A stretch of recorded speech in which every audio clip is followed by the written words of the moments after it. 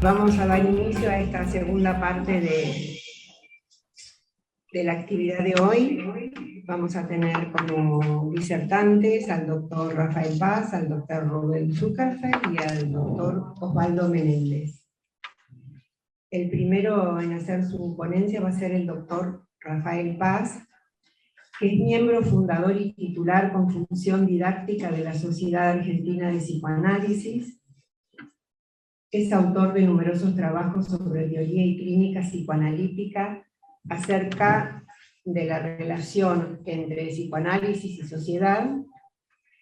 Es miembro fundador de la Asamblea Permanente por los Derechos Humanos y profesor honorario de la Universidad de Buenos Aires.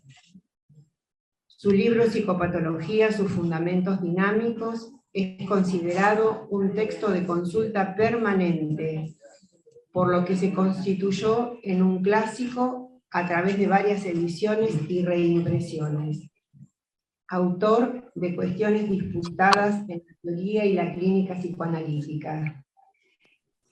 El doctor Rafael Paz nos hablará en su trabajo, y el título del trabajo es El ser capaz de soñar y el ser del dolor. Quería dedicar este trabajo a Vicente Gali, amigo de muchos, amigo de todos y compañero de SAP desde las andanzas fundacionales. Como decía Graciela, el trabajo mío se llama El ser capaz de soñar y el ser del dolor. Lo cual implica en el nombre no una cuestión de naturaleza retórica o poética, sino la concepción estricta de que Freud se refería al ser, es decir, calaba hondo cuando analizaba estos procesos tan peculiares como el soñar y el sufrir humano. Voy al texto. Los psicoanalistas hemos aprendido a preservar nuestro instrumento y convicciones a través de las contingencias más extremas.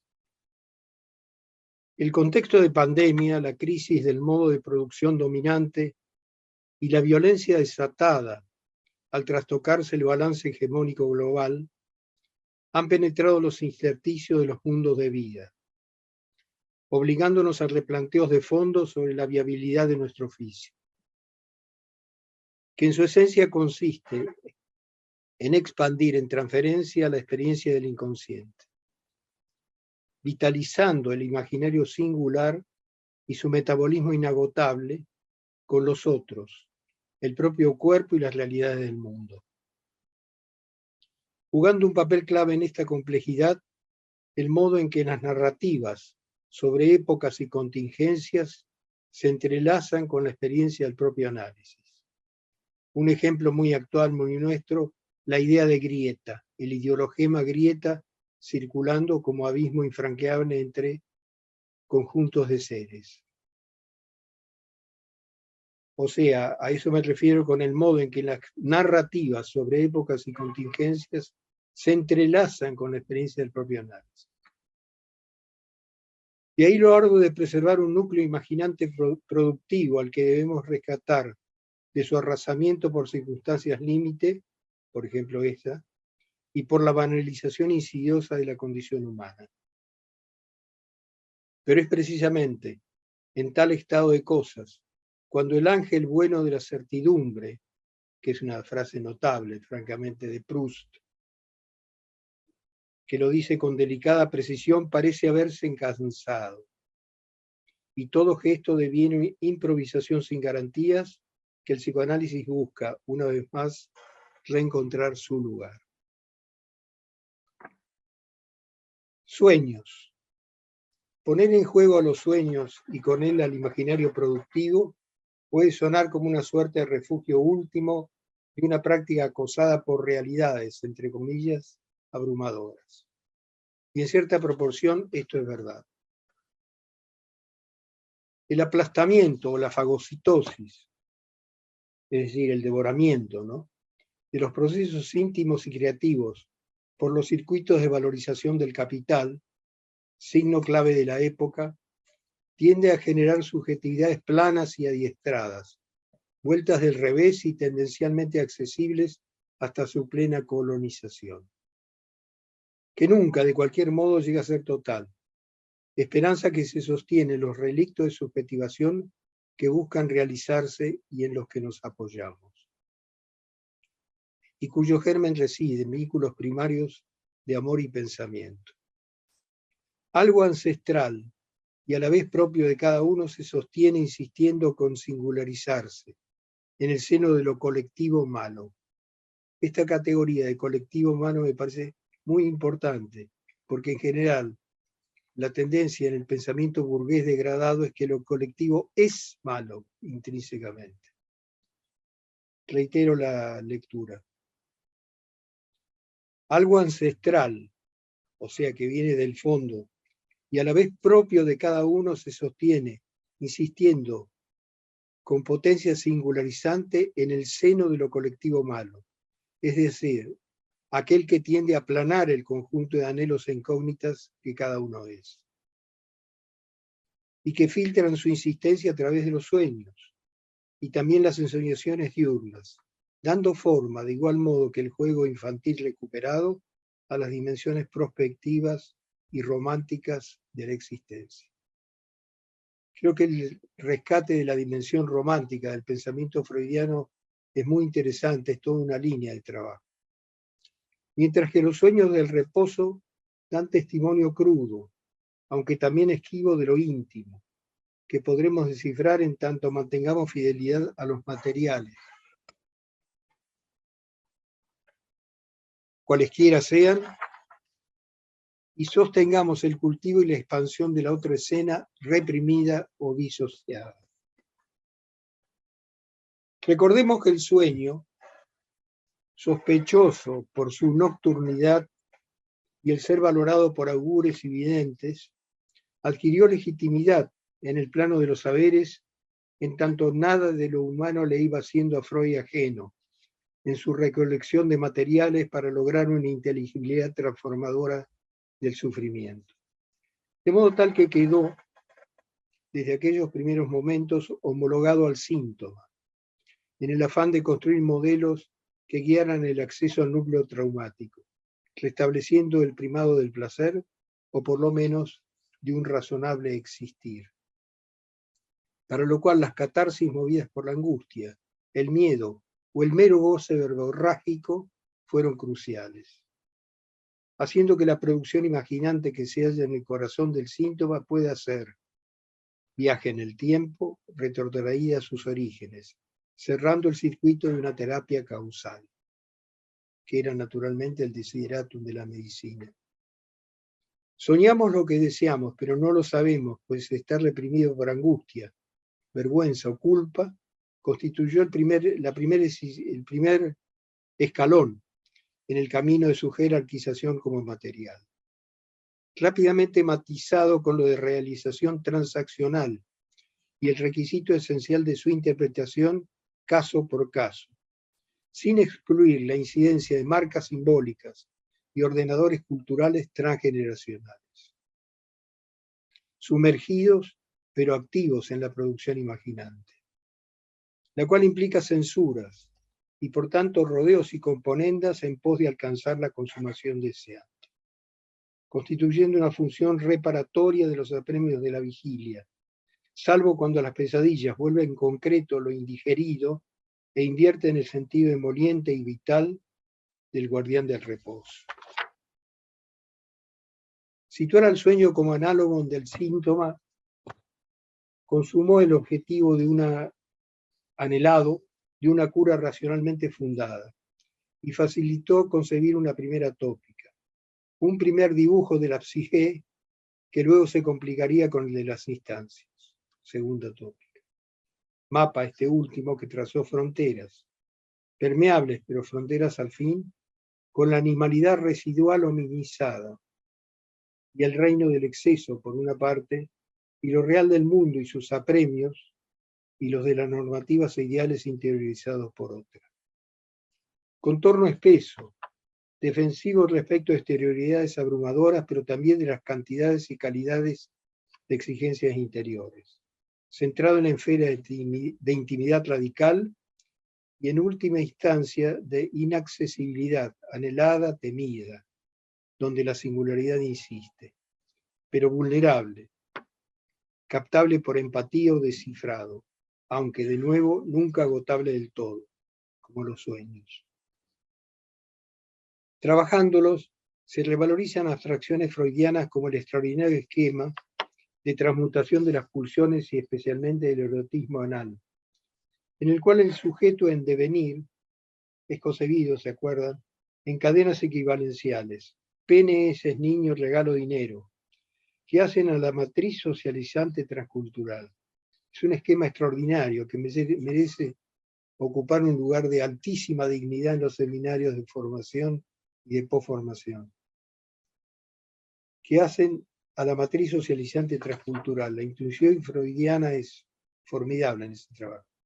Y orienta nuestras exploraciones con un mapeo sugerente de formas y entrelazamientos que atraviesan los tiempos y marcan a las sucesivas generaciones. Todo lo cual da consistencia al imaginario social constituyente, ese entretejido simbólico que se redefine caso por caso.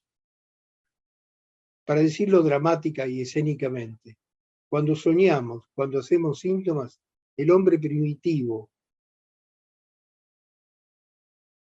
el hombre del neolítico dentro de nosotros, sueña y hace síntomas con nosotros. Esta es una aseveración implícitamente freudiana que hay que tener presente. No el animal, sino el hombre del neolítico. Por eso, así como el ello, en el dibujo de la personalidad psíquica se abre el cuerpo en abismo, caben puntos suspensivos. En el esquema de Freud, PNS, niño, regalo, dinero, puntos suspensivos, porque seguía la secuencia simbólica de representación del sujeto, señalando cierta indeterminación en un proceso que va desde la fusión, materna-infantil, si queremos decir así, a la diferenciación en el seno de la matriz antropogénica. Lo cual no concluye nunca, pues el inacabamiento definitorio de nuestra especie en su inmadurez neoténica, es decir, de mamífero inmaduro, es esencial. Siempre estamos constituyéndonos. Y el psicoanálisis aprovecha esa cualidad, entre comillas, imperfecta. Inapropiable del todo por las coerciones dominantes, pero también riesgosa de otro modo para la clínica en pandemia, que al trastocar y transversalizar los lugares relativos, tiende a juntar a psicoanalistas y pacientes en un común de miedo y desamparo. Donde entonces, sin dejar de valorar fraternidades novedosas, el oficio y la ética del compromiso terapéutico ha de sostener las diferencias necesarias en su valor instrumental. Es decir, al primitivizarnos por el miedo, nos juntamos. Si ese junte pasa a ser un rejunte, se pierde la diferencia exquisita que está definida por un compromiso terapéutico y una ética de la diferencia. Dolor. El dolor, por su cualidad de absoluto, de presencia innegable, tiende a capturar el núcleo del ser. Ahí es cuando digo que Freud, con la cuestión del dolor y con otras, hace una óntica, es decir, una afirmación respecto al ser del ente que somos. Dicho en slang, ¿qué cornos somos en la radicalidad de nuestro ser? Es el antisueño por antonomasia, el dolor, pues implica en su quintesencia freudiana la ruptura de la superficie defensiva, de las barreras vitales y activas de contacto, según la feliz modelización de Bion, sobre la cual ayer se expidió Carlos Tavia, Lía también acompañándolo desde ya. Pues las fronteras psíquicas, esto parece un modo de decir medio poético, medio abstracto, pero es absolutamente crucial y divide agua entre psicoanalistas. Las fronteras psíquicas son organismos vivos, tienen densidad y espesor, y constituyen protecciones mentales en un amplio espectro, que va desde el oteo de la realidad hasta el regodeo con los sueños diurnos que evocábamos. con una dominancia del principio del placer que se manifiesta, por ejemplo, en la placidez ensoñante del no dolor, sobre todo luego de haberlo sufrido, digamos convalescencia.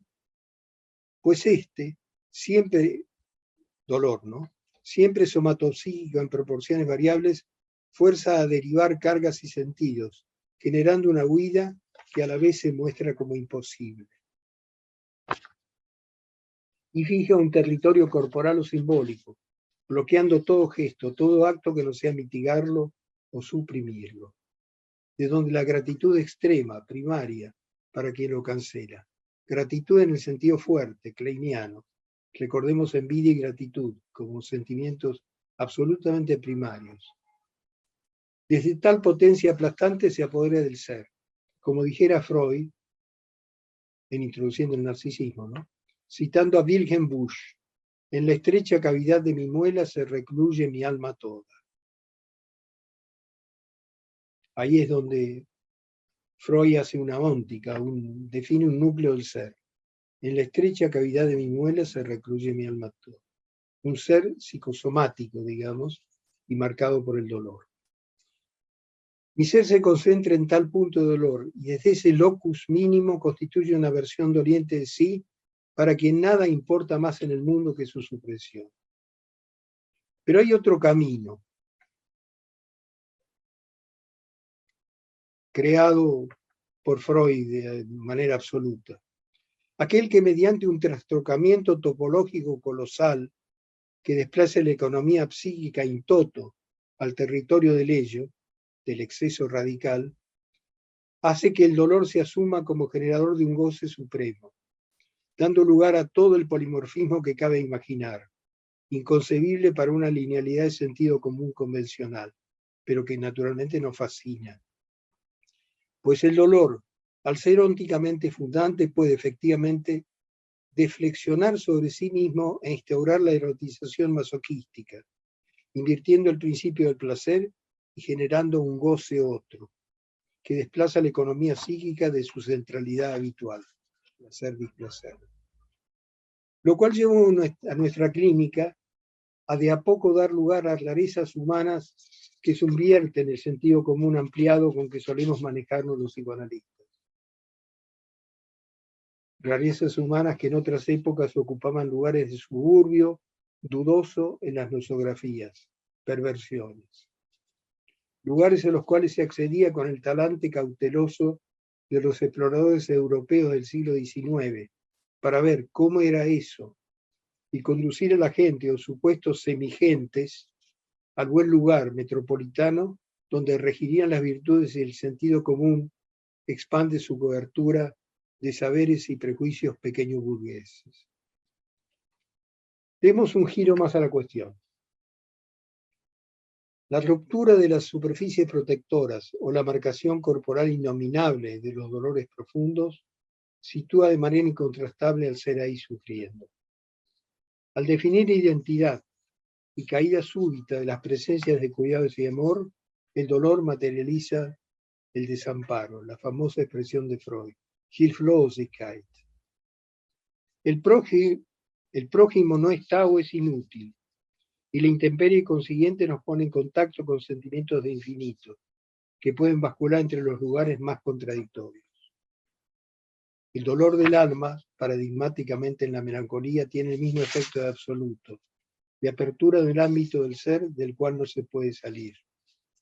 De hecho, el dolor cabal no puede ser soñado, conduce inexorablemente al despertar, pues en su lugar y momento de incidencia rompe la trama, donde el imaginario singular puede trazar realizaciones de deseo y eventualmente expandirse en la escena analítica. Pero también, y aquí reside la secreta ambición de curar, puede, y afortunadamente suele ocurrir, que un estado de transferencia positiva sublimada surgida espontáneamente en el curso de la vida o lograda en el seno de la cura, dé cabida al dolor de enterarse en merced a la esperanza de su transformación. Es decir, que las intensidades del dolor repetición se truequen en dolor señal, apto para los anhelos de existir. Vale aquí la irreverencia exploratoria y curativa del eto freudiano que nos sostuvo en pandemia. No solo llegar hasta el borde de lo desconocido e imaginar que habría más allá, sino incidir sobre el territorio logrado y transformar los malestares.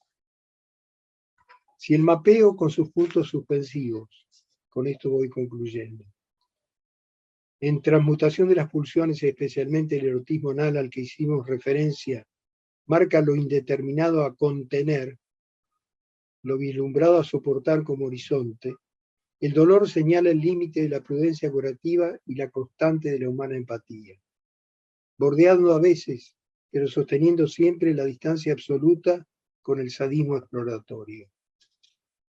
Porque las pulsiones primarias, arcaizadas, la curiosidad, el verse a través de la ventanita y toda esa serie de historias que sabemos, o de la escucha potenciada, también moviliza cuestiones infantiles muy primarias de curioseo, de enterarse y de terror al enterarse, al mismo tiempo que bloquea el conocimiento. El ímpetu ilustrado que moviera a Freud, llevándolo a recolectar restos y bordes de la imaginería humana siguiendo la intuición fundamental de hallar la clave de fuerzas reprimidas que causaban sufrimiento al manifestarse como podían, tenía por objetivo sanar o aliviar. Esta meta de sentido común clínico marca un límite en la ambición de curar, que era sin duda enorme, por lo que debía ser mantenida a raya e interrogada en sus extremos, siendo el dolor, así como la idealización de un saber claro y distinto, explícitamente conjurado. Pero con el truco genial de consolidar su territorio en la zona de rezagos de la vida psíquica. Actos fallidos, lapsus, olvidos, detalles minimalistas de grandes monumentos de la cultura, o, como decíamos, en la dudosa materia de los sueños. Fondo del ser donde convergen el dolor, las verdades de cada uno y la raíz del sentido, al cual a veces logramos asomarnos. Con cautela y pavor, como lo hiciera ya entonces en otras penumbras el hombre de Neandertal.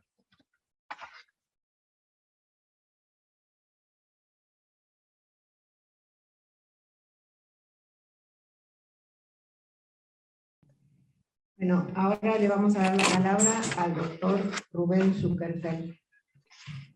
El doctor Rubén Zuckerfeld es miembro titular en función didáctica de la Sociedad Argentina de Psicoanálisis, miembro titular de Asociación Psicoanalítica Argentina, profesor emérito del doctorado y de la maestría en psicoanálisis USAL-APA, profesor estable de la maestría en Inmunoendocrinología. Es una palabra difícil, yo cuando la pongo en el currículum sé los problemas que traigo, pero es fácil. Psico, neuro, inmuno, endocrinología. Eso que dijo el doctor. Sí.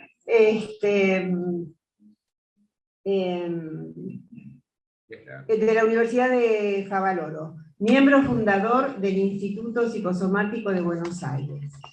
El doctor Zuckerfeld es ganador de los premios IPA a la investigación 2004, 2009 y 2012. Premio FEPAL 2002 y 2016. Premio Psicoanálisis y Libertad 2016 y 2022. Premio APA por 100 años de la IPA 2010. Premio APSA 2004. Premio Asociación Escuela de Psicoterapia para graduados 2007. Autor de Acto Bulímico, Cuerpo y Tercera Tópica. Psicoanálisis, Tercera Tópica y Vulnerabilidad Somática. Procesos terciarios de la vulnerabilidad de la resiliencia. Y es nuestro, de SAP.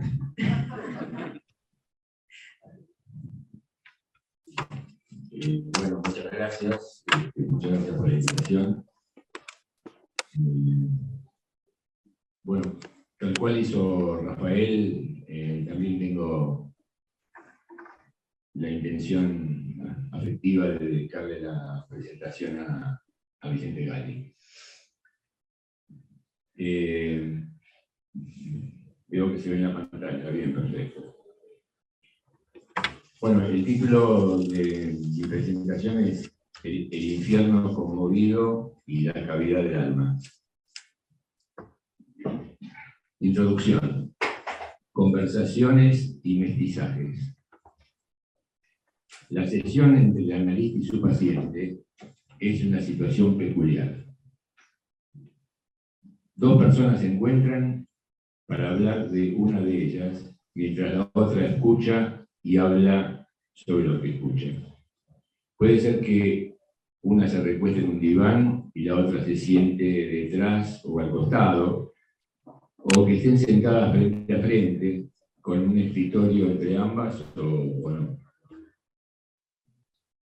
Y que sea en un consultorio con aspecto de tal, o en un living, o en una institución.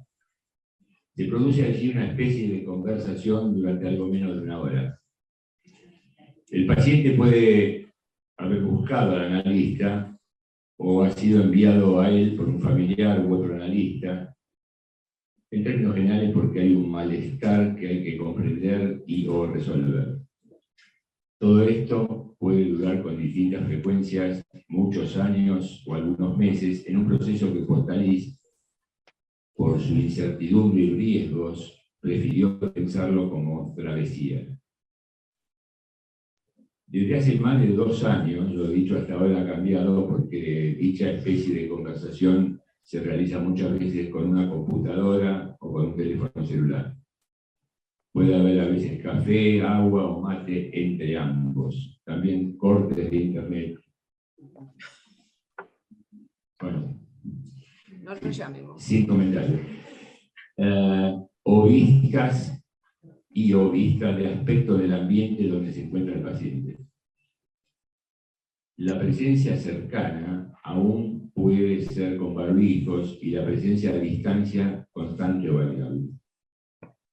El mestizaje del encuadre y el setting está instalado y la conversación puede ser, en la expresión de Meltzer, la más interesante del mundo, como también la más aburrida y frustrante.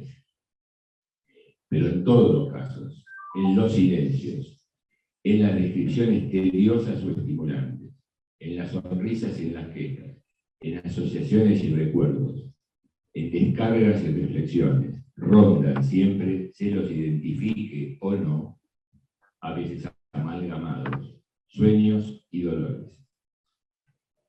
Desde la perspectiva de un psicoanálisis contemporáneo, que entiendo como pluralista, riguroso, de pensamiento clínico, intersubjetivista, interdisciplinario y atravesado por el paradigma de la complejidad, el campo analítico está compuesto permanentemente de la mezcla de sueños y dolores. Es necesario aquí aclarar que el término permanente se desprende de las nociones referenciales de heterogeneidad de lo inconsciente y del de coexistencia de funcionamientos psíquicos. Estas nociones son parte de una modelística no disyuntiva, donde, por ejemplo, pulsional coexiste con relacional y apego con psicosexualidad. Es claro además que en el vínculo paciente-analista existirá una suerte de mestizaje que surge de la clínica, donde a veces el conflicto se torna hábito y otras donde el hábito se conflictúa, donde hasta la rigidez caracterológica tiene puntos de fuga y la facilidad introspectiva posee, obvio, resistencias terminales. Sin embargo, en todos los casos, el peso específico, puede usarse en términos de felicidad también, de la palabra, el peso específico de la palabra consistiría, parafraseando en términos de la física, en dividir su peso conceptual de sostén y o interpretación por el volumen transferencial de quien la formula. Cuando la operación da 1, cuando ese cociente da 1, que es la fluidez del agua, es probablemente eficaz. Por encima de ese valor caerá tal vez sobre el paciente como un pesado hierro del analista imponedor de sentido. Por debajo se deslizará como el aceite del analista seductor y trivial. Sobre sueños. Aquerón Tamburrego. Fernando Pessoa, en el primer epígrafe, con el heterónimo de Bernardo Suárez, dice: yo nunca hice otra cosa que soñar. Ha sido ese y solo ese el sentido de mi vida. Nunca tuve otra preocupación verdadera que no fuese la de mi vida interior. Y Horacio Echegoyen, en su famoso libro de los fundamentos de la técnica psicoanalítica, con innumerables contenidos sobre teoría y técnica, básicamente de origen inglés, ucraniana, afirma: sería lindo no tener en cuenta la realidad, pero es, por desgracia, imposible. Aquerón Tamburrego es el final del famoso epígrafe del libro de los sueños que proviene de la Eneida, donde Virgilio pone en boca de la diosa Juno, enemiga de Eneas, su invocación para conmover a los dioses del Aqueronte, del infierno, para detener al héroe en la fundación del mundo latino. Es usado por Freud como metáfora de una conciencia de dioses celestiales y un inconsciente pleno de infiernos ocultos. En el primer capítulo del fundacional libro, Freud plantea que existe una técnica psicológica que permite interpretar sueños y que, si se aplica este procedimiento, todo sueño aparece como un producto psíquico provisto de sentido. Este sentido, hasta el más allá del principio del placer, es exclusivamente la realización alucinatoria de deseos dentro del escondite de la condensación, el desplazamiento, la sincronización, la elaboración secundaria. Esta famosa obra tuvo 8 ediciones, con aportes que matizaron y modificaron la canónica realización de deseos inconscientes. Por allí circularon, entre otros, Steckel, Jung, Rand y también Felgi, que plantea la función traumatolítica del sueño. Más adelante, sin ser exhaustivo, figuran los desarrollos de Bion y Meltzer, de los cuales ayer tuvimos mucho trabajo realizado por Carlos Dávila y por el día, ¿no? Donde se extiende la noción de soñar a la vigilia. Los de Pierre Martí sobre sueños operatorios, y entre nosotros, esto, insisto, sin ser exhaustivo, el concepto de elaboración del traumático de Ángel Garma y la clasificación de Greenberg y colaboradores de sueños evacuativos, elaborativos y mixtos, de las cuales yo fui paciente. Eso después lo cuento en la intimidad. Pero el sueño no es solo el mecanismo onírico mencionado. Es también imaginación, proyecto. Es el I have a dream de Luther King, o el de la poesía y las producciones surrealistas. Es también el ensoñarse en un deseo o un ideal, y ha constituido el ingreso de la difusión del psicoanálisis en la cultura y en la vida cotidiana. La revista Idilio, que leía mi tía Sara, siempre mi tía Sara, dedicada a la mujer, en la década del 50, publicaba interpretaciones de los sueños, basada en un psicoanálisis de signos, firmado por Richard Rest, seudónimo que escondía a Gino Germani, en una sección titulada El psicoanálisis te ayudará, con fotomontajes oníricos de Grete Stern. Allí se les prometía a las lectoras que enviaban sus sueños para descifrarlos que encontrarán humana comprensión y leal ayuda. De este modo, con la frase, se presentaba la detallada interpretación de sueños distintos, desde sueños de escaleras a sueños de exámenes, y desde sueños de agua a sueños de espejos. Todo alcanzaba sentido, pero el objetivo de los autores, entre los cuales estaba Enrique Buterman, que fue uno de los fundadores de Paidós, era difundir el psicoanálisis, es decir, la existencia del inconsciente, porque el psicoanálisis te ayudará.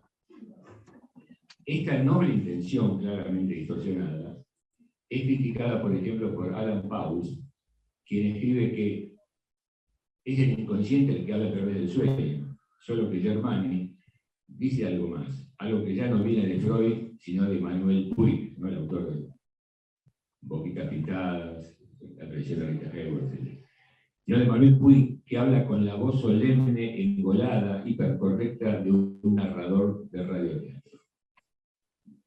También, sin proponérselo, Rodolfo Fogel, otro escritor, importante escritor argentino, recupera a Freud y la necesaria singularidad en su personal diario de sueños, analizado y autoanalizado. El libro de Fogel está dedicado a 3 analistas, que uno supone que tuvo él, donde señala que cualquiera puede volver a escribir o reescribir la obra literaria de otro. ¿Sí? Fíjense lo que hizo Borges con el Quijote, ¿no? De Menard. Pero nadie podrá resoñar tus sueños, ni soñar los suyos con tu propio estilo de soñar. En la relación analista-paciente, el sueño, de acuerdo a la tabla aquí sugerido, es algo más que el mecanismo onírico. Es el modelo de descubrimiento de sentido de todas las producciones psíquicas ocultas por el fundante mecanismo represivo. Acorde con una concepción que jerarquiza la noción de potenciales inconscientes, entendemos que el modelo del sueño es la expresión cabal de lo que entendemos como potencial inconsciente hermenéutico. Se trataría de la capacidad inconsciente de enmascarar y descifrar las propias producciones psíquicas, las llamadas formaciones del inconsciente, los síntomas, actos válidos, etc., poniendo en evidencia la creatividad intrínseca de la mente humana, la capacidad de ocultar y descubrir sentidos. Dicha capacidad, como plantea el heterónimo de Pessoa, implica que soñar es el sentido de su vida, pues nunca tuve otra preocupación verdadera que no fuese la de mi vida interior. Sin embargo, como he sabido y vivido, la condición subjetiva no es solo sueño. Existe además la realidad, esa que Horacio Yeroyen lamenta y acepta. Esa realidad que es también dolor y sufrimiento. Sobre dolores, la cavidad del alma. Bueno, voy a repetir lo que señaló Rafael, la famosa frase que está en Introducción al Narcisismo, citada por Freud, donde Wilhelm Busch, además de esta frase, está considerado uno de los fundadores de la historieta, tema que aprovecho para promover. Mi hijo se utiliza muchísimo como storyboard para sus películas. Pero Wilhelm Busch es un personaje que se considera pionero en ese sentido. Todo el alma del poeta descansa en la cavidad de su muela dolorida. Y Marguerite Yourcenar escribe en la memoria de Adriano, en el soliloquio de Adriano: esta mañana pensé que mi cuerpo, ese compañero fiel, ese amigo más seguro y mejor conocido que mi alma, no es más que un monstruo solapado que acabará por devorar a su amo. Este es un monstruo jodido. Parece presentaron los analistas en formación. El dolor en la obra freudiana como vivencia de dolor aparece en el proyecto junto a la vivencia de satisfacción, como origen del aparato psíquico. Sorprende que en el diccionario de Laplanche y Pontalis se describa esta última, la vivencia de satisfacción, y no aquella experiencia que deja como resto del afecto, no está descrito la vivencia del dolor. Que luego, en Introducción al Narcisismo, implica una sobreinvestidura narcisista metaforizada en la frase del poeta citado por Busch. Alude al dolor que nace en el cuerpo, una vivencia identificable, tangible, un fenómeno concreto que está presente de manera real para quien lo padece, una sensación que evoca una emoción perturbadora. Ya en Inhibición, Síntoma y Angustia, Freud plantea que la genuina reacción frente a la pérdida del objeto, como conocido, La angustia lo es frente al peligro que esa pérdida conlleva y en el ulterior desplazamiento al peligro de la pérdida misma del objeto. Y entonces el dolor psíquico ahora ya está más vinculado al duelo. Sin embargo, la relación entre el dolor físico y el dolor psíquico tienen íntima relación, pues como señala Freud, el paso del dolor corporal al dolor anímico corresponde a la mudanza de investidura narcisista en investidura de objeto. Pontalis señala que con el dolor es como si el cuerpo se transformara en psiquis y la psiquis en cuerpo, tema que de otra manera, pero con tecnología cercana, retoman en la neurociencia de Damasio, con el embodied,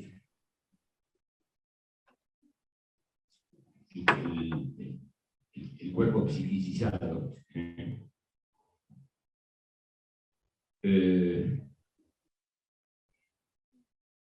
Es entonces cuando el dolor psíquico, a mi modo de ver, es cuando realmente es sinónimo de sufrimiento. Es decir, que ahora hay un movimiento de pasaje del dolor al sufrimiento, el dolor del alma. De modo que deja entonces de ser una sensación para devenir en un verdadero sentimiento que incluye la angustia. Como señala Pontalis, esta última, la angustia, se dice plena de representaciones y fantasmas, e inclusive síntomas. Pero el dolor se grita. Es la dimensión del sentido la que diferencia sensación de sentimiento, por lo general cuando es atravesado por el modelo del sueño. Esto último en las ideas de Bion adquiere relevancia en la medida que las experiencias emocionales, gracias a la función alfa, se transforman en sueños, gracias al reverie materno, del cual se habló bastante ayer, y al del analista. Pero volviendo a Freud, es clínicamente importante también la mudanza inversa de la investidura de objetos donde se sufre a la investidura narcisista del cuerpo, de modo de trocar un dolor anímico insoportable por otro físico identificable. Aquí el dolor físico puede constituir el intento de apaciguar el sufrimiento. Ejemplos de cortes en la piel, en anoréxicas, en adolescentes, etc., autogolpes, golpes en la cabeza. Pero la relación entre ambos tipos de dolores se diluye por su amalgama, pues como señala el sociólogo muy influido por el psicoanálisis, David Le Breton, cualquier dolor corporal cronificado sería también sufrimiento por el entramado entre somatización y semantización. Existen distintos tipos de dolores que provienen del cuerpo, agudos o crónicos, conocidos o desconocidos, elegidos o impuestos, nítidos o ambiguos. No es lo mismo un dolor de garganta que un cólico renal. También es distinto un desgarro en una pierna que un dolor en el pecho. En todos los casos, algo ha superado un umbral y una sensación desagradable es percibida. Hay una descarga, si se quiere, un acto síntoma, algo que no es ni una comunicación neurótica ni una restitución psicótica.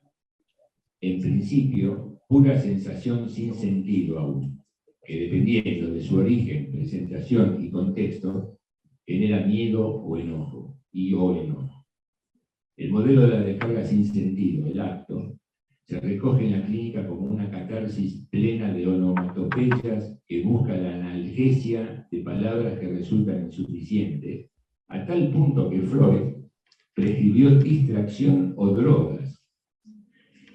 Sin embargo, es sabido que la escucha empática, el consuelo y la sugerencia oportuna son recursos necesarios que dependen de la contratransferencia y la disponibilidad del analista.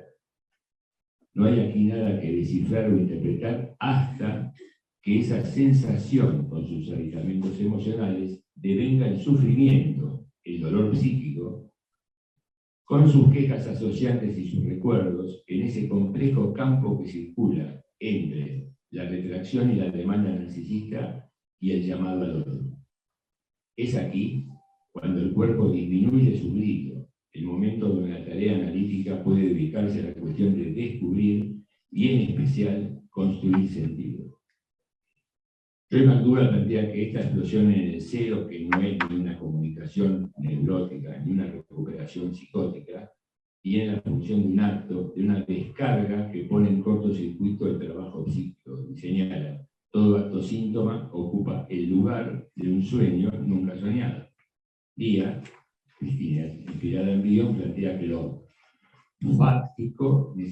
ser soñado para adquirir sentido, de modo que la transformación del dolor a través de la simbolización sea parte del crecimiento mental. Se trata entonces de reemplazar el modelo del acto por el modelo del sueño, donde el sentido es descubierto, y en especial, agrego, por el modelo del juego, donde el sentido es construido. Se trata de activar otro potencial que entendemos como heurístico en el vínculo con otro, como sostén de aquello no significado escindido del comercio asociativo representacional. Este segundo potencial alude a la capacidad de invención, es decir, a la de creación de lo nuevo a partir de la citada creatividad y de un vínculo significativo.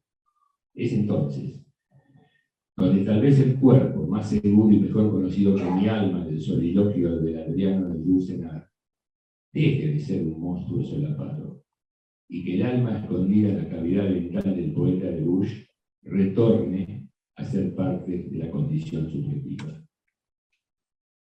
Epílogo.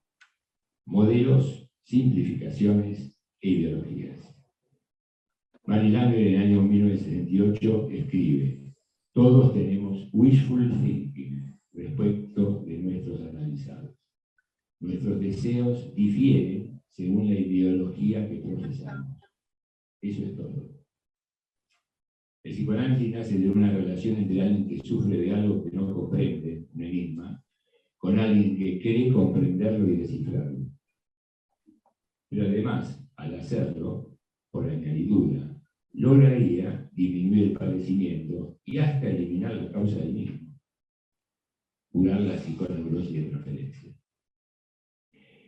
Es conocida toda el agua que ha corrido bajo el puente, es entonces, donde Freud ya advertía con las neurosis actuales, con el narcisismo, con el masaje del principio del placer, el trauma social y varios, etcétera, que la estrategia de ese modelo, el del sueño, tenía varios problemas y limitaciones en la clínica, aunque ya era notablemente exitoso en la cultura. Hoy en día, en el campo clínico, en la relación analista-paciente, se puede entonces considerar la posibilidad de un entramado de 3 modelos con distintos predominios: acto, sueño y juego. Para las intervenciones en transferencia surgen varias preguntas entre los dolores y los sueños. ¿Cuánto ensueña, descarga y juega el analista? ¿Cuánto sostiene y sugiere? ¿Cuánto señala e interpreta? ¿Cuánto construye e inventa? ¿Cuánto impone sentido? Es indudable que hay pacientes donde el modelo del sueño funciona amablemente, pues se asocian con capacidad introspectiva, toleran la necesidad de tiempo, de proceso. Y el analista tolera las resistencias y las analiza.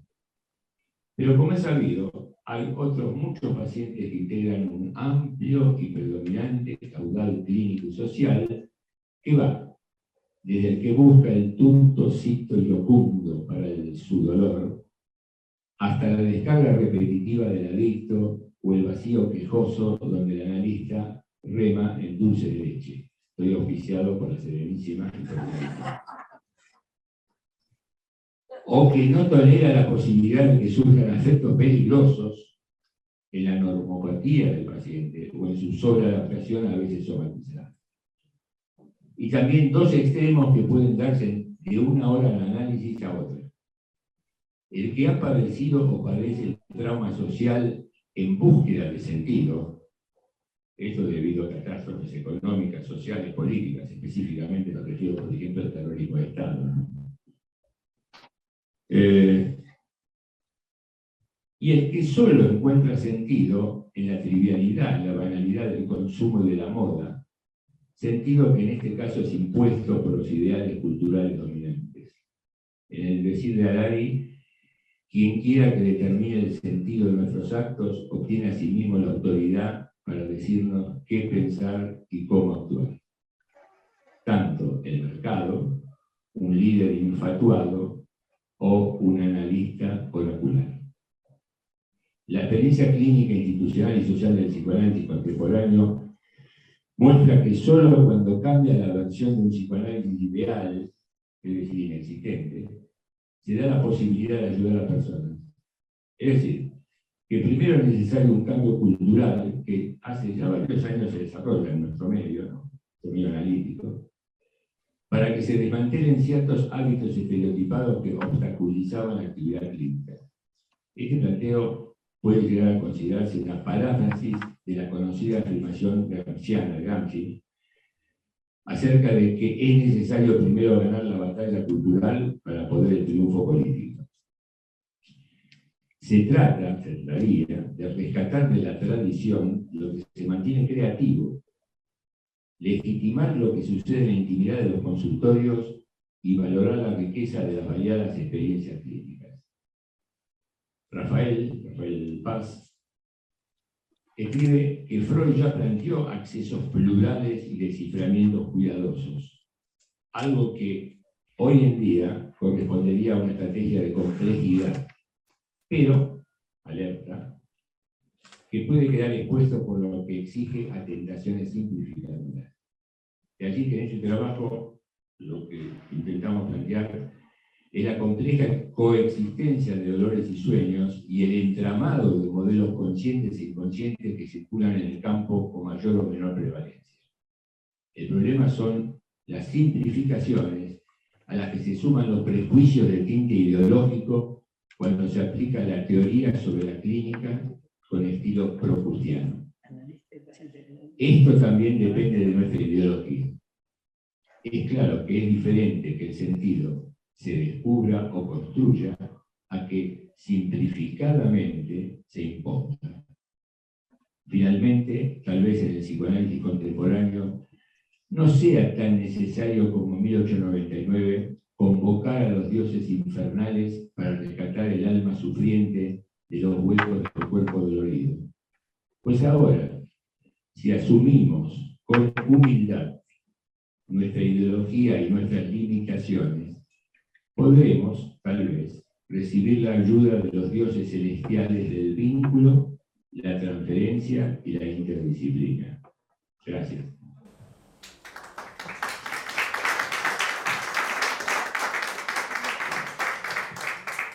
Muchas gracias, Rubén. Ahora vamos a escucharlo al doctor Osvaldo Menéndez. Osvaldo Menéndez es médico, psicoterapeuta de grupo, médico especialista en psiquiatría, médico psicoanalista, miembro titular de la Asociación Psicoanalítica Internacional, miembro titular con función didáctica en la Sociedad Argentina de Psicoanálisis, secretario científico de la Sociedad Argentina de Psicoanálisis, docente del Instituto de la SAP, ex docente titular de psicopatología en la Asociación Argentina de Psicología y Psicoterapia de Grupos, Escuela Argentina de Psicoterapia para Graduados, Universidad de El Salvador, residencia de psicopatología del Hospital Italiano, profesor titular de desarrollo temprano en el Centro de Estudios Psicoanalíticos de la Asociación Psicoanalítica de Buenos Aires, profesor adjunto de la segunda cátedra de psicopatología fenomenológica y existencial en la Facultad de Psicología de Buenos Aires, observador clínico de bebés con actividades en servicio de neonatología de la maternidad Ramón Sardá, unidad de terapia intensiva neonatal del Hospital Rivadavia, e integrante del grupo de investigación Las relaciones tempranas desde las perspectivas fenomenológicas y psicoanalíticas. El trabajo que el doctor Menéndez va a presentar se titula, igual que nuestro simposio, ¿no? Analista y paciente entre sueños y dolores. Bueno, ya buenos mediodías, gracias a todos. Es la primera vez que emprendo la tarea de organizar un simposio y resultó un desafío muy enriquecedor. El primer problema a considerar fue la elección del tema. ¿Qué nombre iba a llevar? Los primeros comentarios de la comisión fueron por oposición.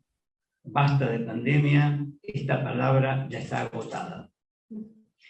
Corría el mes de abril. La vida diaria empezaba a normalizarse. El temor como emoción de base seguía presente en las sesiones, pero el tema de la guerra entró en franca competencia con el del COVID y los encuadres estuvieron alterados durante mucho tiempo y tanto analistas como pacientes se mostraban reacios a volver a la presencialidad. Si bien el establecer un vínculo de confianza, construir un espacio dentro de lo íntimo para que esto pueda desarrollarse, la percepción flotante, concepto de Rafael Paz, entendida como la posibilidad de conectarse a través de todos los sentidos, no solo la vista y el oído, fueron y siguen siendo valores intrínsecos a nuestra tarea. El encuadre continuaba en una situación ambigua. Pero no hay valores sin grupo, y los cambios sociales ponen en tela de juicio los valores tradicionales. Impresionaba como si muchas personas querían continuar en un estado de confinamiento, pero esta vez voluntariamente, por propia autodeterminación. Al ser médico y haber trabajado en terapia intensiva, fui considerado un trabajador esencial y por lo tanto nunca dejé de atender pacientes en mi consultorio, en particular pacientes que también desempeñaban tareas esenciales. Pero éramos una minoría. La mayoría de mis colegas habían pasado a trabajar de manera virtual y manifestaban mucha resistencia a volver a la presencialidad. Además, los seminarios fueron virtuales y tuve la suerte de acompañar a Rubén Zuckerfeld en un seminario sobre la problemática psicosomática. Si bien a la distancia, discutimos todo un cuatrimestre en un grupo muy entusiasta sobre los dolores reales e imaginarios del cuerpo y del alma, y tuvo la particularidad que el contexto en que estábamos inmersos era el tema del momento. Por lo tanto, el título del simposio tenía que incluir tanto al paciente como al analista, a lo que pasaba o no pasaba, ya que se había producido un distanciamiento y el contexto aparecía muy relacionado con el cambio. A su vez, el confinamiento promovió un freno a la acción, al movimiento y un despertar y florecimiento de la meditación y del campo de los sueños, tanto diurnos como nocturnos.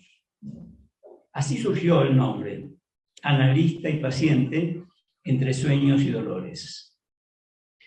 A continuación vinieron los comentarios, asociaciones que despertó el nombre, penumbra asociativa, diría Bion, y hubo muchas, pero una en particular me sorprendió mucho. Una colega me dijo, entre sueños y dolores, chascomús.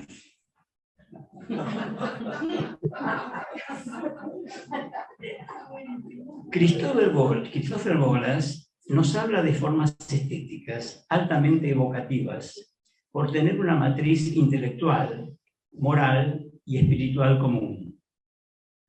Esta asociación geográfica primero me desconcertó, pero luego me hizo volar en el tiempo hacia un sueño infantil. Vacaciones en Mar del Plata. Playa, mar, cielo, libertad. Pero entre el sueño y su realización estaba el viaje, que en aquel entonces yo vivía como una experiencia de confinamiento. Levantarse a las 4 de la mañana. Mi papá quería manejar de día con luz natural. El viaje podía llevar de 10 a 12 horas si no surgían desperfectos técnicos o accidentes. Interrumpo el relato para llevarlos conmigo a la década del 50. Estamos en la ruta 2 de aquellos tiempos, con un Oldsmobile 1944, portaequipajes y baúl desbordantes. El interior del auto lleno de cosas que no encontraban lugar en el baúl. En el asiento trasero, 3 chicos peleándose porque ninguno quiere sentarse en el medio. Por las ventanillas entra aire puro, el del medio se marea. Me llama la atención la importancia del estar entre, ¿no?, que tenemos en el título. El aire puro, el miedo y la respiración como mecanismo inconsciente, pero que da señales cuando algo le interfiere. En aquella época, los chicos jugábamos en la calle o en las veredas. No era común jugar encerrado dentro de la casa. El confinamiento era una experiencia de castigo para cumplir alguna penitencia o para hacer los deberes. Acá tenemos otra variedad de dolor. El dolor como falta de satisfacción. Poder salir, poder viajar, tener libertad de acción. Como el viaje era muy largo, había paradas para cargar nafta, volver a llenar el tanque, una o a veces 2 veces.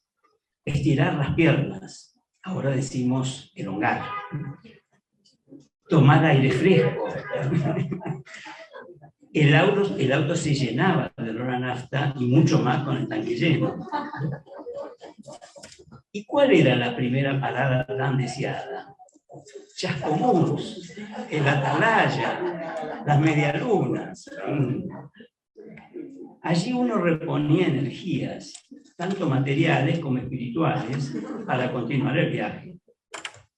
Evidentemente, el significado de un objeto varía tan pronto como uno le adjudique un valor. Pero entonces, ¿no podría ser Chascomús el sentido de organizar un simposio? Reunirnos personas que compartimos una pasión común, el psicoanálisis, para intercambiar conocimientos, experiencias, vivencias y sueños. Cortar, al menos por 2 días, la rutina del trabajo en el consultorio y salir a intentar nutrirse de sabiduría, de contacto social, y si hay medialunas, mejor. Bueno, pero continuemos con la organización de la tarea. Ahí está. El segundo problema a considerar era cómo presentar la idea. Esta vez, parafraseando a Byron, los pensamientos no buscaban un pensador, sino un artista que pudiera presentar y transmitir el mensaje sin palabras. Pensé en pintores y elegí a Joan Miró. Si bien hasta ese entonces yo relacionaba su obra con lo infantil, con la luminosidad, con el juego, con cielos, con estrellas, decidí revisar todas sus obras y descubrí que durante la Guerra Civil Española se exilió en Francia y sus pinturas cambiaron de color. Y en esta obra, que están viendo en el flyer, encontré a la pareja adentro, donde hay una poderosa luz esperanzadora, pero también una oscuridad inquietante, ¿no?, en ese núcleo. Pero lo que más me impresionó fue ver cómo esos cielos celestes resplandecientes de su España natal habían sido reemplazados por un marrón tierra siena que constituye la base, el fondo, donde los participantes de la obra interactúan. Pero si a un artista un cambio en su estado emocional lo lleva a modificar los colores que utiliza, es lógico pensar que a los analistas nos ocurra algo semejante con el encuadre. El cuadro me hizo pensar que si aceptamos el pensamiento conjetural, muchos mundos pueden existir. Me refiero a que la estrategia probabilística prohíbe afirmar una certidumbre mayor que la permitida por el tema, pero autoriza opiniones probables. ¿Dónde empieza y por qué se transforma y cómo termina lo que en el mundo consideramos viviente? Jacobo van Westphal es un biólogo y filósofo alemán de lo áltico, considerado un pionero en el campo de la etología. Su particularidad fue el abandono de la perspectiva antropocéntrica y el planteo de una variedad de mundos perceptivos conectados entre sí por la armonía. Parece que lo pensó como si se tratara de una partitura musical. Son muchas las teorías que circulan sobre el origen del COVID. Una de ellas apuntan al hombre el hombre ha creado al virus para utilizarlo como arma de guerra. No pocos movimientos científicos interpretaron el origen del virus como una consecuencia directa de un problema ecológico, una colisión irresponsable de mundos capaz de transformar de un momento a otro, en este caso, a una enfermedad infecciosa, en la jerarquía de lo viviente. ¿Qué significa delimitar lo viviente y convivir o actuar contra lo que se considera indeseable? ¿Qué es la vida humana? ¿La vida animal o incluso la vida bacteriológica y viral? ¿Cómo podríamos resolver su coexistencia en un mundo cada vez más inquieto por las amenazas ecológicas y sanitarias?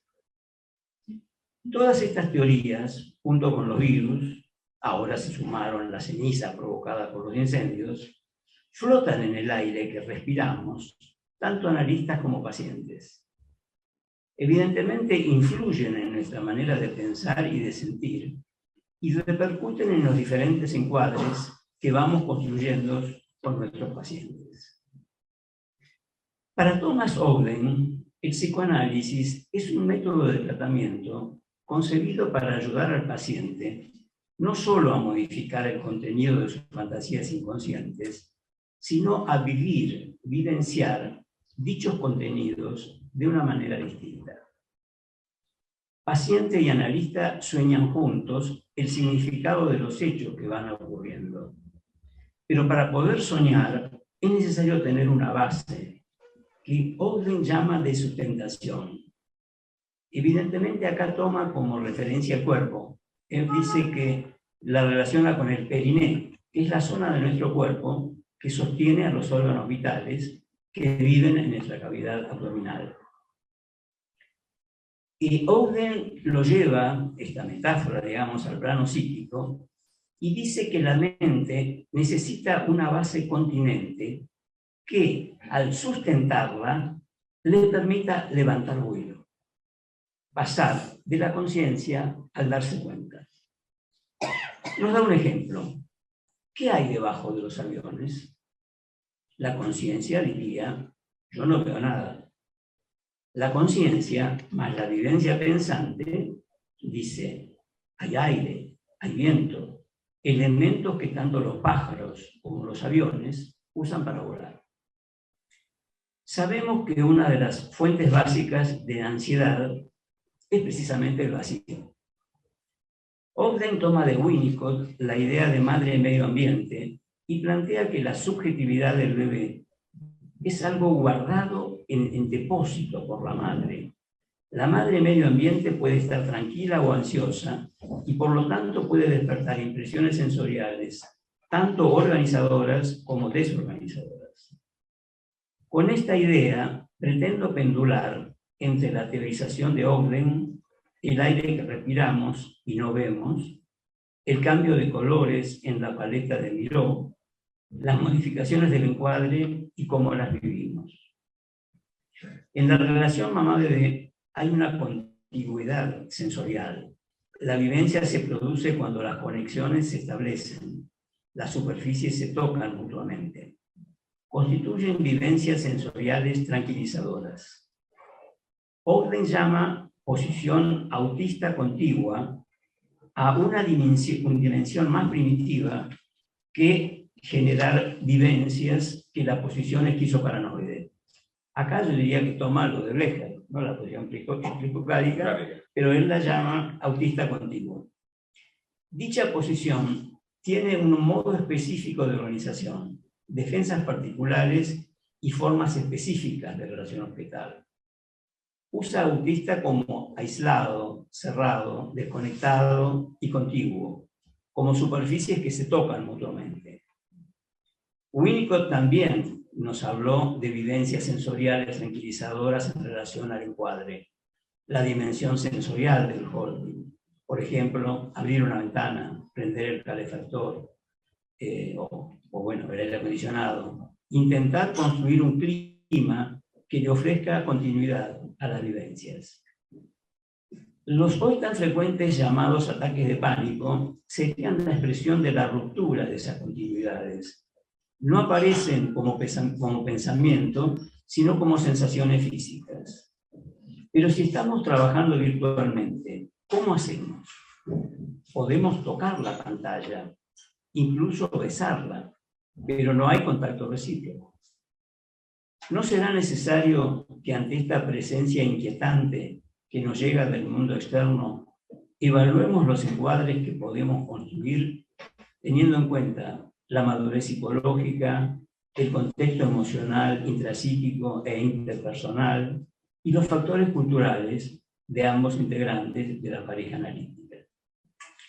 Bueno, esto yo lo escribí antes de que empezara el simposio, pero evidentemente hubo muchas cosas que fui incorporando a lo largo de ayer y hoy. Luca, bueno, la experiencia con Luca, por ejemplo, sí me llevó a pensar en la tecnología como un elemento traumático, capaz como destruir el entusiasmo, digamos, sería ahí autismo versus continuo, ¿no? Digamos, los autismos fragmentaban, rompía entusiasmo, y después vino Carlos.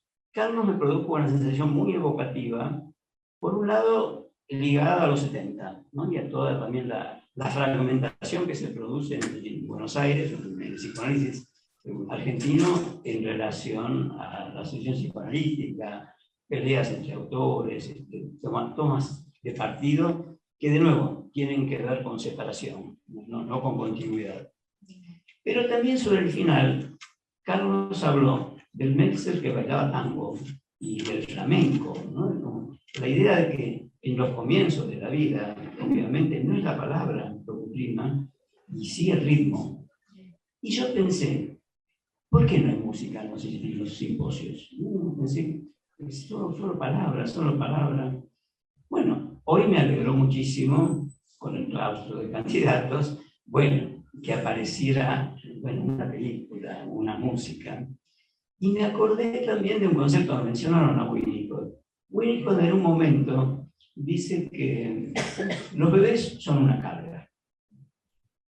Eso generó mucha polémica, ¿no? Digamos, cuando lo dice. Y que son una carga y que cada vez es más pesada.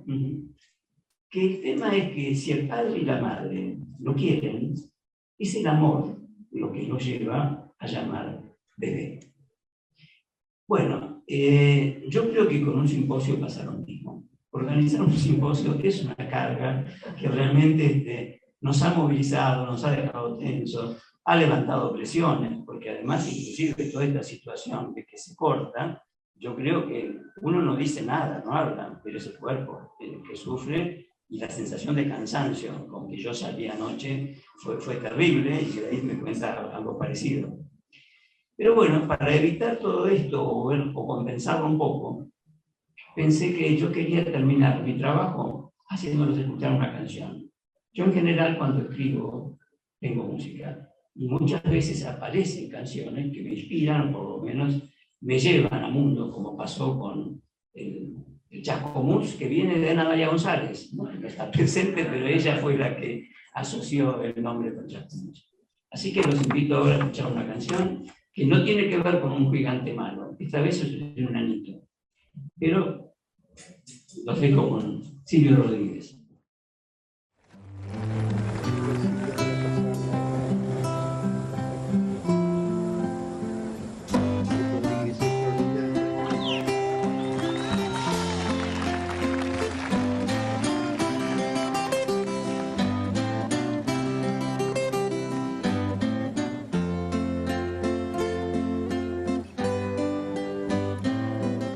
Siempre llega el enanito con sus herramientas de aflojar los odios y apretar amores. Siempre llega el enanito, siempre oreja adentro, con afán sueño de enmendar lo roto.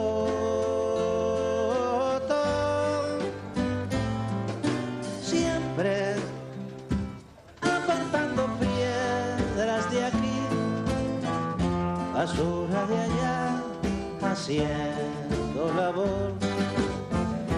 Siempre va esta personita feliz, trocando lo sucio en oro. Siempre llega hasta el salón principal, donde está el motor que mueve la luz. Y siempre allí hacen su tarea mejor, el reparador de sueños, el reparador de sueños.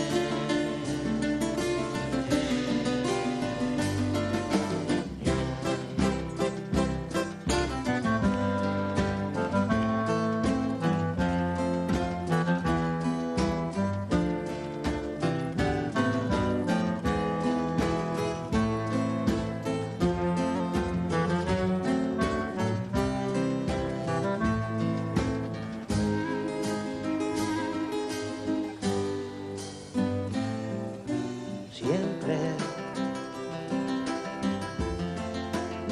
llega el enanito hasta la persona, hasta todo el pueblo, hasta el universo.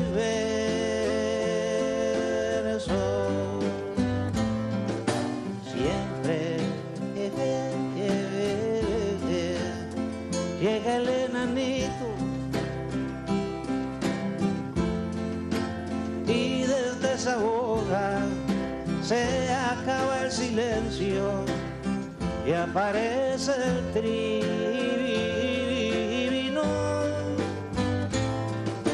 Siempre apartando piedras de aquí, basura de allá, haciendo labor. Siempre va esta personita feliz, trocando lo sucio en oro. Siempre llega hasta el salón principal, donde está el motor que mueve la luz. Y siempre allí hacen su tarea mejor, el reparador de sueños, el reparador de sueños.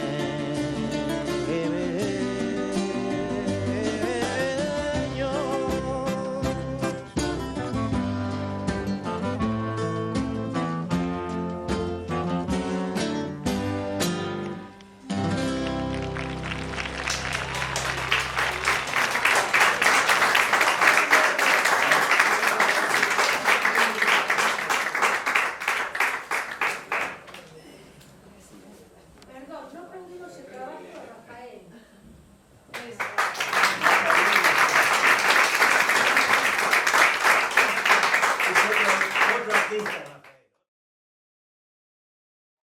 Bueno, queremos avisarle a Rafael, que no sé si nos habrá escuchado, que acá se lo aplaudió hace 5 segunditos, porque creo que no, cuando terminó tu disertación, Rafael, no te habíamos aplaudido.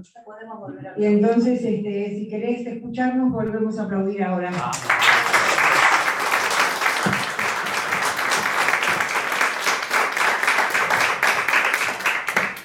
Bueno, ahora vamos a dar paso a un ratito de discusión. Así que los que quieran comentar, preguntar, opinar, levanten la mano y les damos la palabra. Si alguno de los expositores quiere agregar algo más, Rafael, Rubén, te damos la palabra.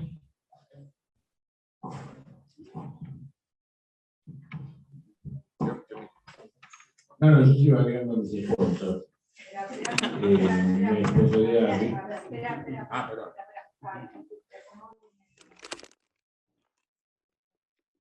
No es muy importante. Bueno. No. Hacenos creer que sí.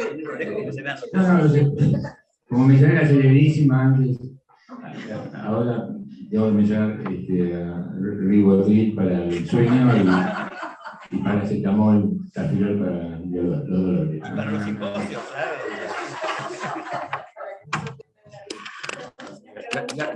Ya me quedé tranquilo.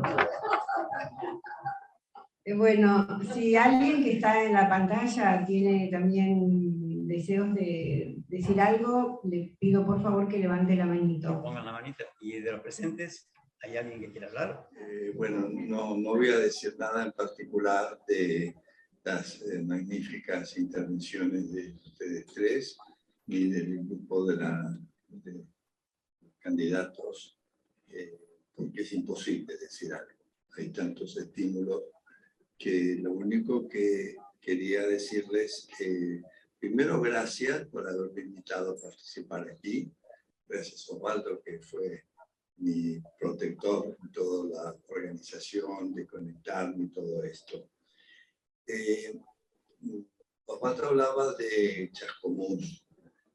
Yo me formé como psicólogo en Mar del Plata. Y antes de que la AAA me empujara violentamente a irme. Y el encuentro de hoy no solo me trajo palabras. Por ejemplo, Osvaldo me decía, después que termine el acto va a haber un copetín.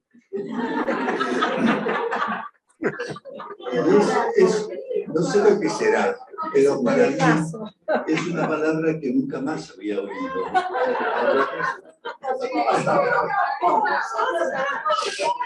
Hace mucho que no hablaba con Para mí es una palabra que de pronto me trajo cuando yo vivía acá, cuando vivía en Argentina. Y así como esa palabra puede sintetizar muchas otras, escucharlos a gente como Rafael, a Zuckerfeld, un gran amigo de un amigo mío que era miembro de APA y que murió, estar con ustedes, con Lía, me hizo sentir de vuelta de emoción de estar de vuelta acá. Realmente, yo cuando vivía acá en Buenos Aires íbamos a Mar del Plata de vacaciones también para el Chascomús, en el Atalaya, comer las facturas, era el único motivo que teníamos para aguantar el viaje hasta Mar del Plata en una carretera de 2 manos nomás. Me voy lleno de estímulos y de emociones y les agradezco.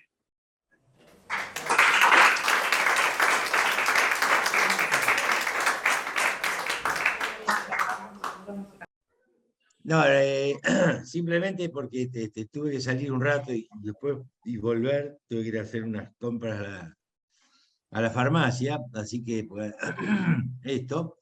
Y quería nada más que, bueno, en principio felicitar no solo a la comisión científica, sino a todo el consejo, porque he sido testigo, pues aparezco por distintas razones, tengo que aparecer en comunicación con el consejo y realmente trabajan y trabajan mucho y evidentemente trabajan bien. Creo que el simposio ha sido muy bueno, con diferentes perspectivas y superando este mal humor que da los cortes y las interrupciones y todo esto, ha salido fenómeno. Lamento no estar para el copetín, así que, pero bueno, estoy con el alma. Me parece que esto que de nuevo esté Rafael, que lo veo acá, no sé si, pero lo veo a Rafael y ver a algunos de a Rubén y a los veteranos y también a la nueva generación trabajando, a mí me resulta muy esperanzador. Yo la pasé muy mal en la pandemia, a mí no me fue, además de enfermedades que pude haber tenido, pero eso no importa, ninguna. Me dijo, pero el aislamiento, el tipo de de censura necesaria, obviamente, pero tipo de aprisionamiento, y algunas otras cosas más, a uno, como a mis pacientes, algunos hicieron unas regresiones tremendas y otros están volviendo al consultorio como siempre, como si no hubiera pasado nada. Pero pasó mucho y va a seguir pasando, ¿no? Las secuelas de esto que se llamó la pandemia y de todo lo demás. Entonces, esto me da una tremenda esperanza. No me di cuenta hasta que llegué ayer a SAP y los vi ahí hablando ¿cómo se llama? Y luchando contra los mismos inconvenientes de siempre, del puto micrófono, eso, que le voy a regalar uno a la SAP, voy a hacer una inversión y voy a regalar un equipo para que podamos, bueno. Y me dio mucha, ahora que pasó y que los vi y escuché el trabajo, sobre todo el trabajo de las niñas, me gustó mucho y me doy cuenta que lo bien que me hizo a mí, el simposio. No sé, disculpen. Ahí está. Con el dedo que me quedó un dedo para apagar. El otro ya me duele, ya se está poniendo frío. Bueno, nada más que eso.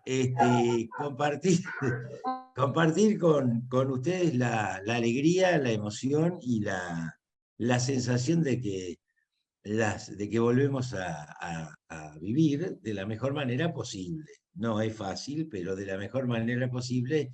Y la SAP sigue siendo ese grupo de trabajo, con algunos menos y con algunos más, pero sigue siendo ese grupo de trabajo que produce estas cosas. Así que me sigo alegrando de pertenecer a SAP.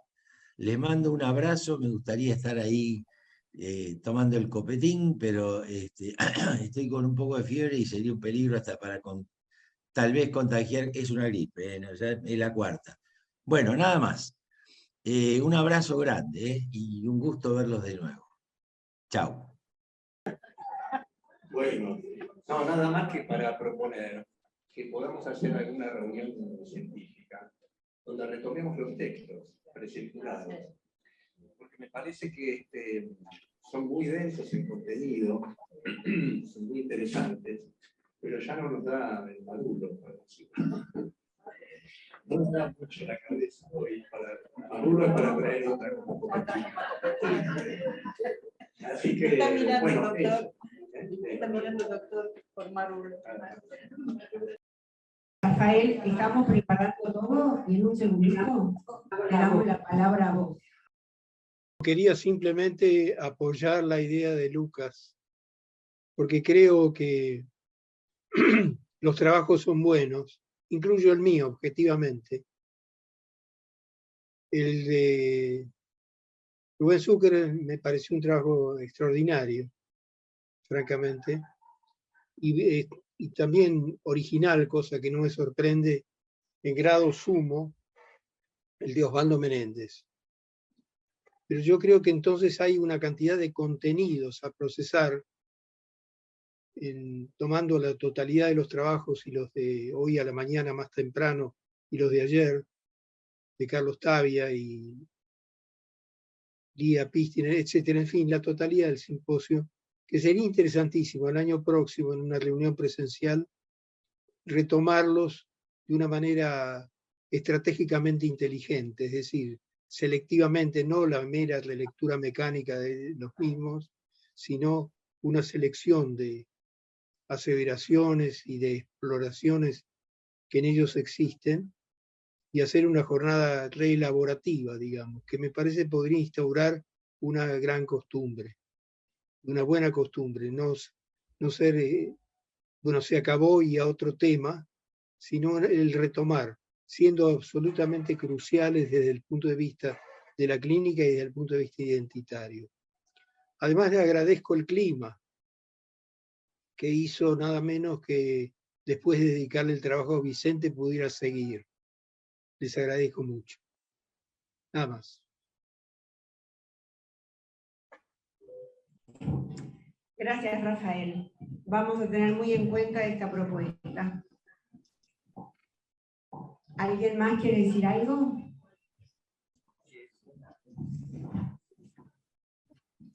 Bueno, hay algunas novedades que podemos ir anticipando en relación a lo que dice Rafael y también a lo que planteó Lucas. Fue muchísimo valor para la comisión que Carlos Tadía haya venido a Buenos Aires. Evidentemente, tener un argentino, pero que vivió muchos años en España y que viene, digamos, no solamente a presentar su ponencia, porque como él dice, yo le invité también el sábado al claustro de candidatos y bueno, traté de entusiasmarlo con el copetín y conservarlo después, porque él ya de acá se va a Mar del Plata en avión, así que vamos a llevarlo.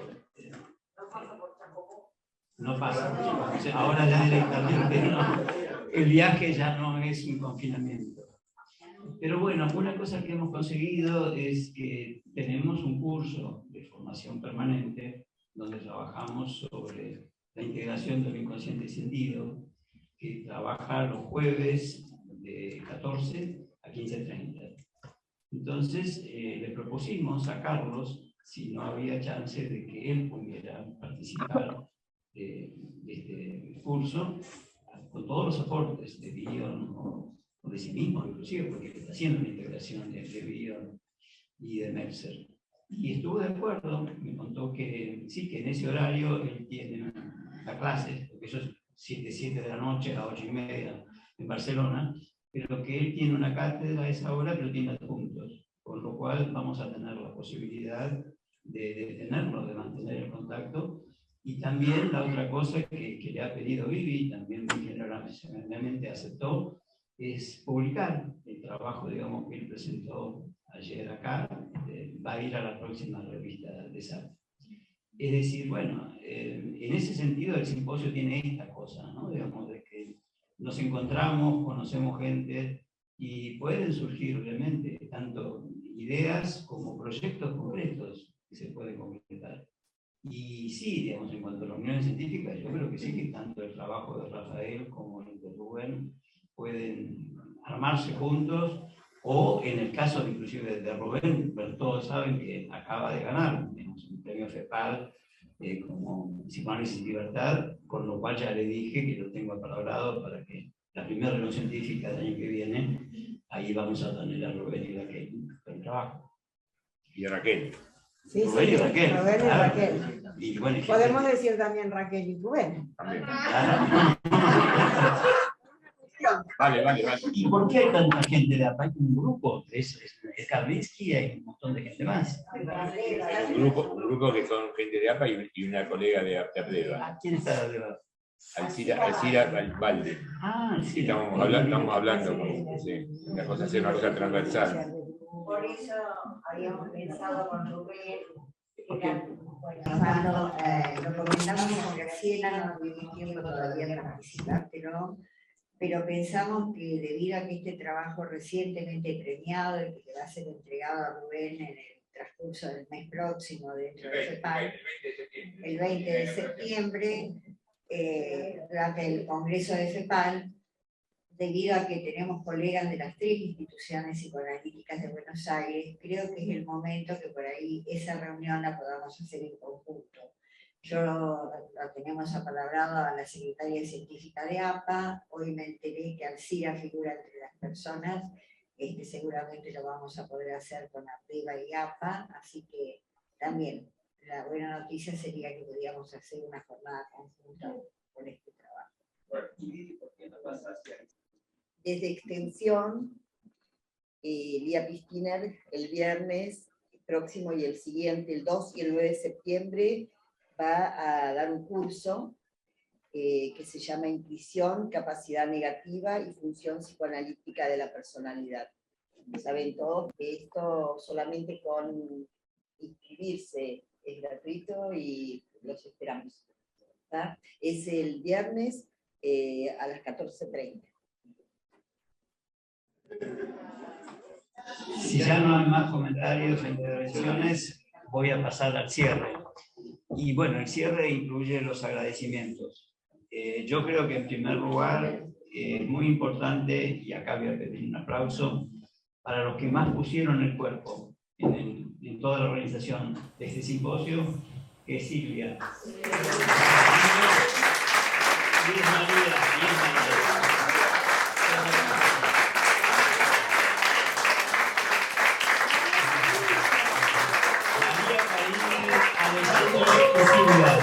Son los que pusieron el cuerpo y Alejandro, por supuesto. Alejandro está no llora, más simple como nosotros.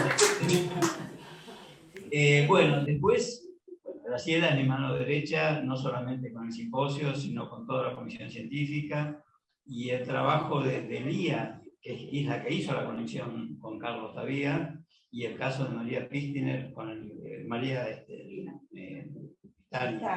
que fue la que nos conectó con Luca, que fue todo un tema también, el tema de la conexión con Luca, de que mandara el trabajo, digamos, que estuviera lejos, hizo todo esto como gestión muy difícil, ¿no? Digamos, como no se ve, pero es gente que trabaja muchísimo, o que nos llevó llamados y llamados hasta ayer directamente. A toda la comisión, y bueno, Diana Valenti, alguien que está siempre también con nosotros, Estela, dentro del consejo, Estela, la parte de promoción, es algo fundamental. Y bueno, y Ana María González, ya le digo, fue mi musa y fue la que trajo la idea de Chascomús. Bueno, si me olvido de alguien, disculpen, pero creo que hubo una comisión de simposio que está armada por lo que estoy contando hoy. Maridel, por supuesto, estuvo siempre presente, tratando de ayudarnos en todo. Bueno, muchas gracias y terminamos. Ahora viene la competencia.